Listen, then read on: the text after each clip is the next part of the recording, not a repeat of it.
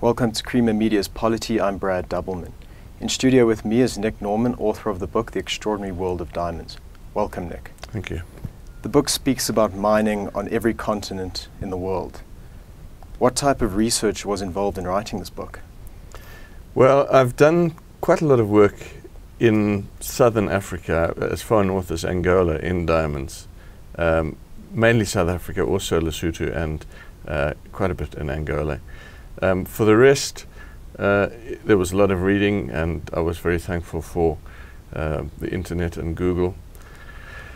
And I luckily have come from a background where I've made contact over many years with a lot of people who are centrally involved in the diamond business.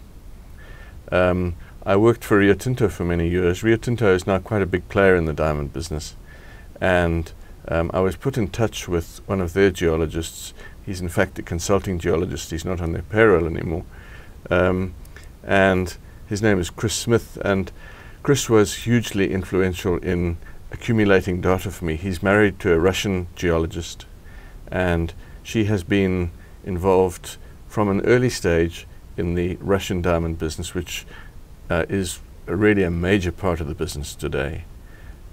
Chris has been in Australia. He was very, very close to the discovery of the massive deposit in Australia. When it comes to Canada, I have contacts with, in particular, Chris Jennings, who is the main sponsor of the book. And Chris was able to point me in directions where I was able to access a huge amount of information. So the exciting places today are Canada and Australia. And via Chris Jennings and Chris Smith, I've been able to get a massive amount of information from them. Being in contact with key figures in those particular places, all of Russia, Canada, and Australia, has meant that there's a lot of material in the book which has never seen the light of day before. A lot of the Russian stuff has never appeared in the public domain. It's from St. Petersburg University, via Galina, who is Chris Smith's wife, who is a graduate of St. Petersburg University. And I've been in touch with the authors of Russian books on diamonds. And so there's a lot of, I won't say it's first-hand. It would be, for it to be first-hand, it would have to mean that I'd been there, which I haven't. But it's close second-hand, let's say. Now, you mentioned that behind the mystery of a diamond lies an extraordinary and fascinating story. What is your favorite story about the diamond?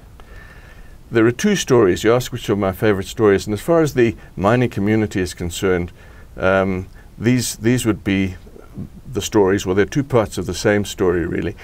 When the South African government realized that the Germans from 1908 onwards were extracting huge amounts of diamonds from their small diamonds, but very high quality diamonds from their Luderitz fields, they were concerned because at that stage, South Africa had completely cornered the market in diamonds, and they wanted it to stay that way. Now here was an unknown colonial entity, German West Africa, mining diamonds on a big scale. What was it going to do to the international marketing of diamonds? So they sent a man called Dr. Hans Merensky to Luderitz to investigate the whole diamond business there. And Merensky was a geologist. He was German. He did a very thorough job of investigating in depth the mines, the fields that were being mined by the Germans. And he made a connection which many people mightn't have made, and which turned out to be crucially important. There are raised beaches, by which I mean that the sea level has been higher than it is now in the geological past, and terrace gravels, which you would see at sea level today being formed, occur at higher levels inland from the present coastline. And there are different ages at different levels above sea level, and he identified one particular raised terrace as being the prominent one from which the Germans were extracting the diamonds. And he noticed that not only were the bulk of the diamonds coming out of this particular raised terrace, but there was an absolutely infallible association between that raised terrace and fossil oyster shells.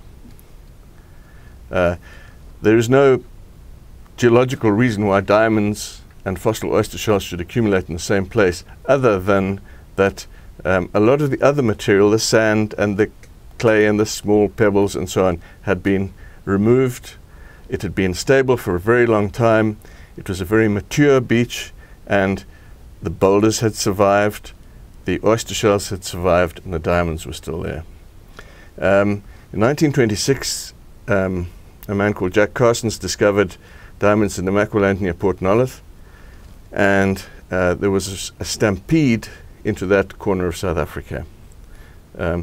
Dr. Hans Marinsky was in Germany at the time. He got word from South Africa, a cable was sent to him, and he got back as soon as he could.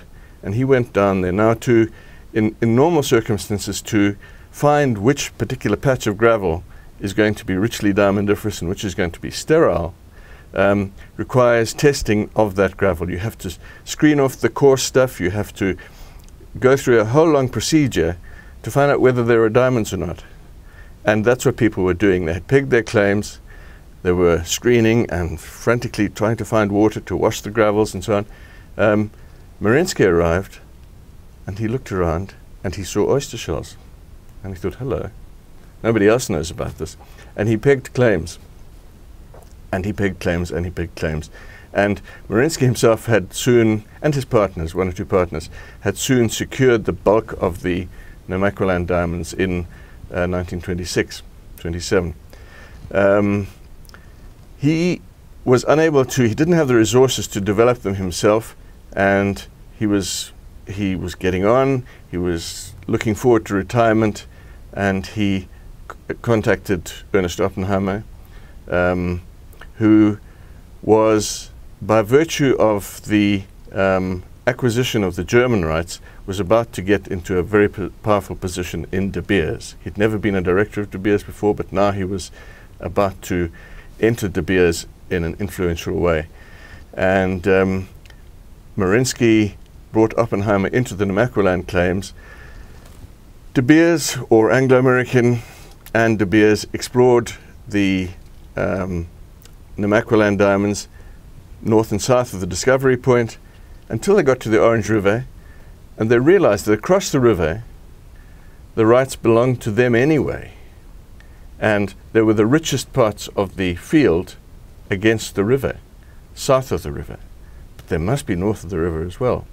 But as one looked across the Orange River, quite a wide river at its mouth, there on the other side were these high dunes. They had to get under the dunes. Well, it was just a question of engineering and logistics and so on. They did that. For a long time there was no bridge over the Orange River. They went across with barges.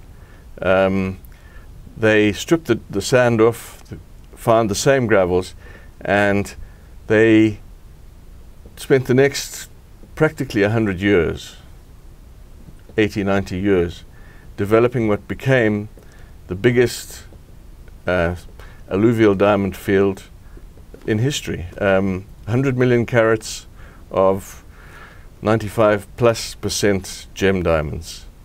Not very big, but all perfect stones.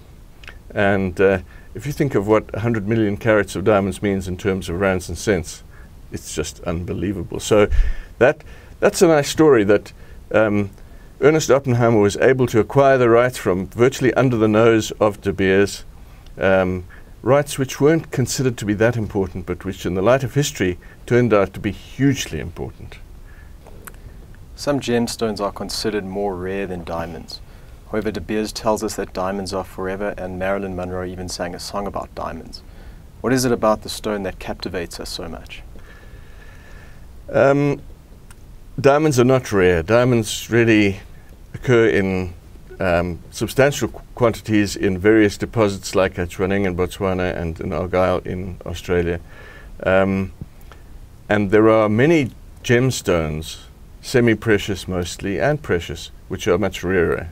But there is nothing that has the hardness of a diamond. There is no mineral that has the hardness of a diamond. So you say, well, the guy who's buying his wife an engagement ring, or the woman who's dreaming about a piece of jewelry, is really not considered, is not concerned that much with the hardness of the stone. But there are other things. The diamond has a refractive index far higher than any other stone, which means any other gemstone, which means that it breaks light up into its spectrum. So you get fire and life and just much greater vibrancy from your diamond than you get from any other stone. I read a comment recently by somebody who'd seen the Hope diamond, which is a fairly deep blue stone, and he is a gemstone expert. He's seen lots of sapphires, big sapphires. The Hope is a big diamond, big blue diamond. And he said there's just no comparison between a diamond and a sapphire, between that Hope diamond and an equivalent sized sapphire. He says just the life, the sparkle, the fire in that stone, there's nothing like it. Unlike any other stone, a diamond that is found in Lüderitz, for example, may have come from the depths of Botswana, it may have come from the heights of Lesotho.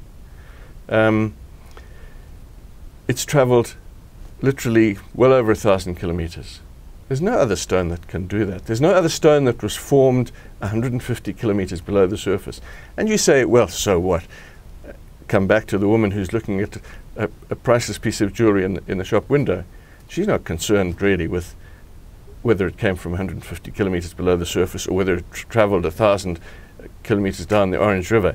But there is a huge romance which is part of the package.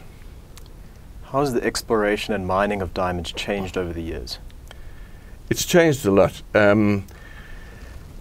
The whole of exploration, mineral exploration, is like a detective game, and that's what intrigues geologists. That's why geologists love getting together and talking about the latest things that are going on. And over 100 years of South African history, nearly 150 years of South African history, breakthroughs have been made steadily, both in geology, in geophysics, and in geochemistry.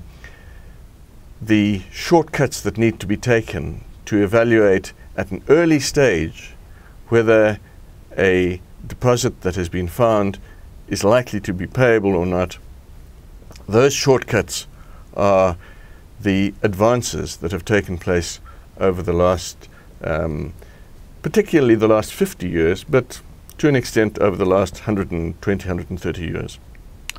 Do you think diamonds will still be precious 1,000 years from now? I think they'll be just as precious then for the same reason as they're precious now. I think that they are unique. They do have a mystique about them. They have this allure that we can't, as I've just said, we can't necessarily explain. But that's not going to go away. And I think that a point that needs to be made is that synthetic diamonds, which can now be made in factories and laboratories, are not really going to pose a threat to the diamond mining industry, talking about that industry as what we know conventionally today, where big holes are made in the ground and trucks come out trundling out of those holes, carrying lots of ore, which may contain small amounts of diamonds. That is going to carry on. The romance, the magic of Earth-won diamonds is not going to disappear. Thank you, Nick. Okay. That was Nick Norman, author of The Extraordinary World of Diamonds.